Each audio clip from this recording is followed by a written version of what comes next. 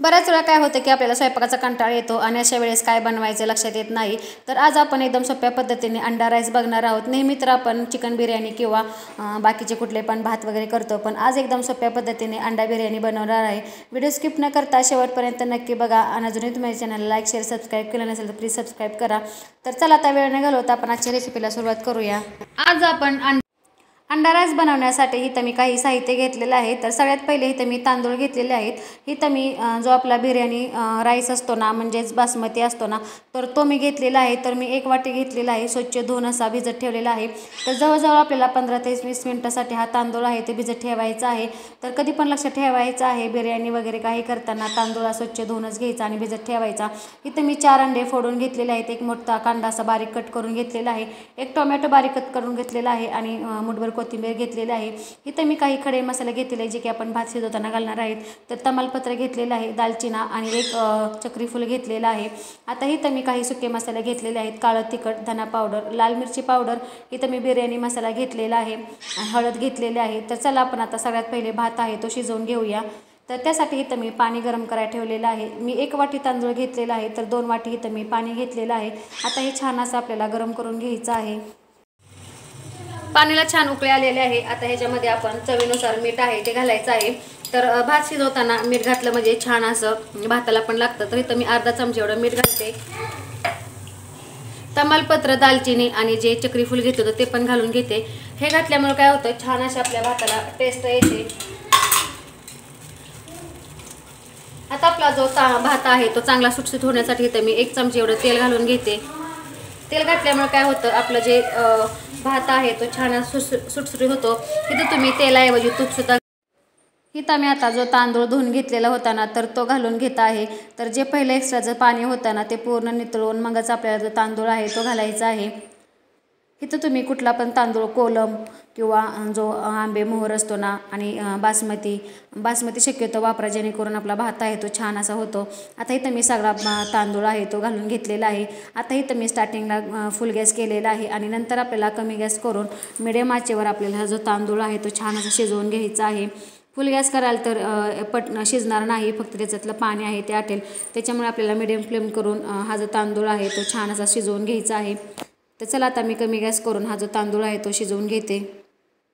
तांदूळ शिजत आहे तोपर्यंत आपण भुर्जी आहे ती बनवून घेऊया. तर त्यासाठी आता इथे मी कढई गरम करायला ठेवलेली आहे आणि कढईमध्ये मी 2 पळी एवढं तेल घालून घेते.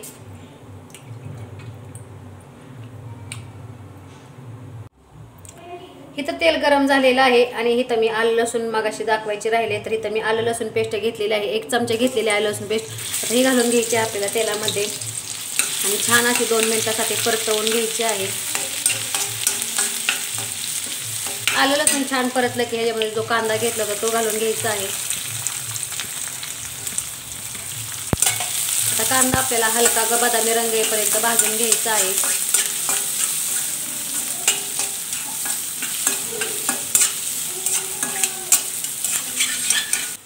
भुर्जी करता करता इथं जो आपला भात आहे तो पण चेक करून घ्यायचा आहे. तर आता इथं मी चेक करून बघितलेला आहे, तर अजिबात आपला भात आहे तो शिजला नाही. आता इथं ह्याच्यात पाणी पण आहे. आता ह्या स्टेजला इथं मी काय करते, झाकून ठेवते. झाकून ठेवून आपल्याला कमी गॅसवरच हा जो भात आहे तो शिजवून घ्यायचा आहे. आता इथं मी जवळजवळ 5 मिनिटासाठी हा असंच झाकून ठेवून देते.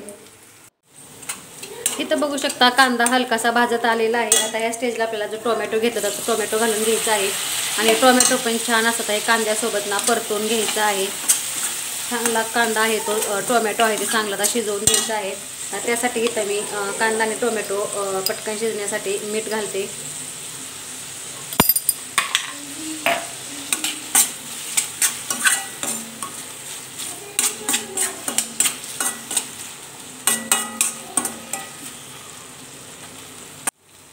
इथं आता कांदा आणि टोमॅटो चांगला भाजून झालेला आहे, चांगला मस्त असा शिजलेला आहे. आता ह्याच्यात आपण जे मसाले घेतले होते ना तर ते घालूया. सगळ्यात पहिले तर मी अर्धा चमचा हळद घालून घेते. 1 चमचा धना पावडर घालून घेते. 1 चमचा मिरची पावडर.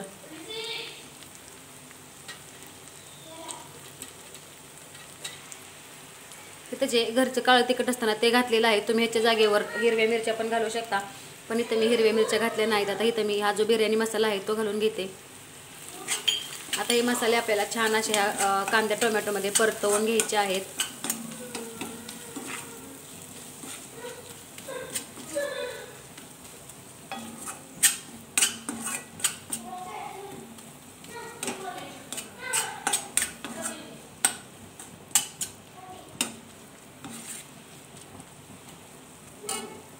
आता ह्याच्यातच आपण जे अंडे घेतले होते ना तर ते घालून घ्यायचे आहेत आणि गॅस फुल करायचा आहे 2 मिनिटासाठी.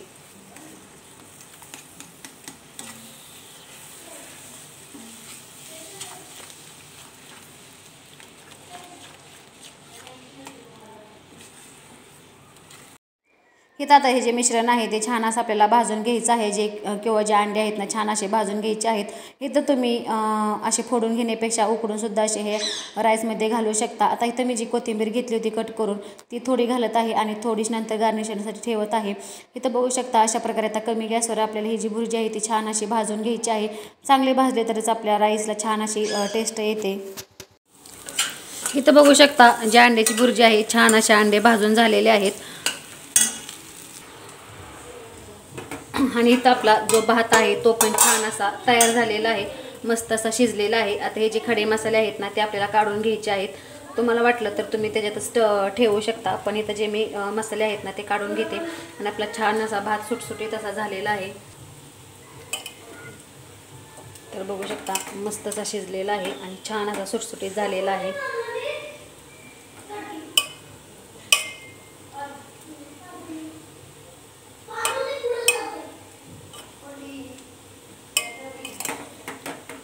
चांगला शिजलेला पण आहे आणि मस्त सुटसुटीत झालेला आहे. भुर्जी पण छान असे भाजून झालेले आहे. आता ह्याच्यामध्ये जो हा भात आहे ना तो घालून घ्यायचा आहे.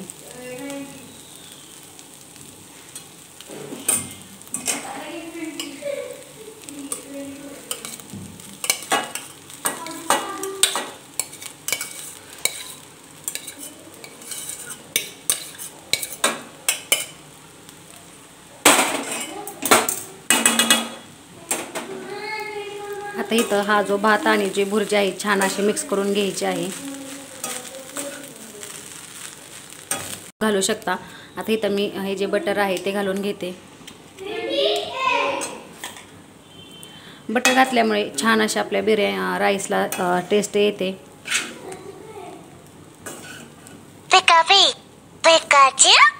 अलगद हाताने हलवायचं आहे, नाहीतर काय होतं माहिती आहे का, जो भाताचे शिद असतात ना तर त्या तुटू शकतात. त्याच्यामुळे अलगद हाताने असं हलवून घ्यायचं आहे.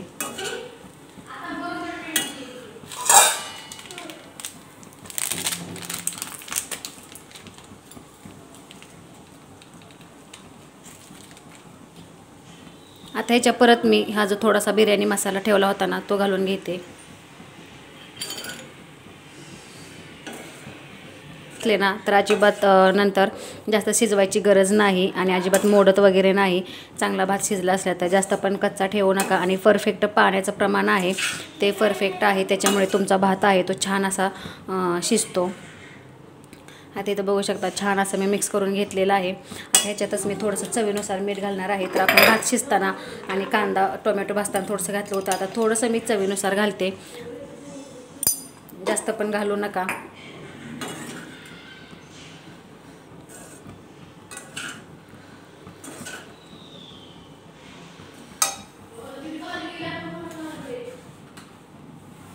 जी कोथिंबीर घेतली होती राहिलेली ती घालून घ्यायची आहे.